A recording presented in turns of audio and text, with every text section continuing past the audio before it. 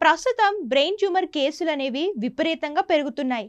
తీసుకుంటున్న ఆహారం, జీవనశైలి, వర్క్ ప్రెషర్ ఇలా చాలా కారణాల వల్లనే అనేక మంది బ్రెయిన్ ట్యూమర్ బారిన పడుతున్నారు.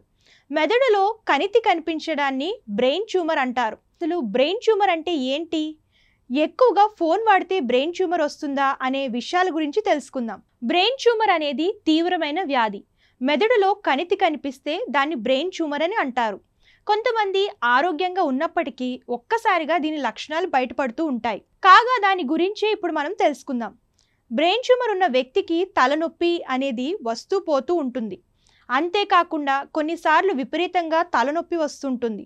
అలాగే ఇంకొన్నిసార్లు తలనొప్పితో పాటు వికారం, వాంతులు కూడా రావచ్చు. అలాగే దృష్టి, మాట, వినికిడి మారే ఛాన్స్ ఉంటుందంటున్నారు నిపుణులు. అంతేకాకుండా బ్రెయిన్ ట్యూమర్ ఉన్న వ్యక్తి రోజులు గడిచే కొద్దీ మానసిక స్థిరత్వాన్ని కోల్పోతారట. జ్ఞాపక శక్తి తగ్గుతుండటంతో గందరగోళానికి గురవుతారట. తీవ్రమైన అలసట, వినికిడి లోపానికి గురి కావడం జరుగుతుందట.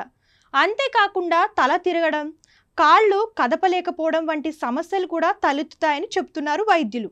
బ్రెయిన్ ట్యూమర్ అనేది ఎక్కువగా వంశపారపరంగా వస్తుందట. కొన్నిసార్లు వయసుతో సంబంధం లేకుండా ఎవరికైనా వచ్చే ప్రమాదం లేకపోలేదని చెబుతున్నారు నిపుణులు. అంతేకాకుండా ఎక్కువసేపు రేడియేషన్కు గురైన వ్యక్తులకు కూడా బ్రెయిన్ ట్యూమర్ వచ్చే ఛాన్స్ ఉందంటున్నారు. అయితే కొంతమందికి ఒక డౌట్ ఉంటుంది, అతిగా సెల్ ఫోన్ వాడితే బ్రెయిన్ ట్యూమర్ వస్తుందా అని. కాగా దాని గురించి నిపుణులు ఏమంటున్నారంటే, ఎక్కువసేపు సెల్ ఫోన్ వాడుతున్నా బ్రెయిన్ ట్యూమర్ వచ్చే ఛాన్స్ 60% ఉంది అని చెప్తున్నారు. అందువలన చాలా వరకు సెల్ ఫోన్కు దూరంగా ఉండడం చాలా మంచిదట.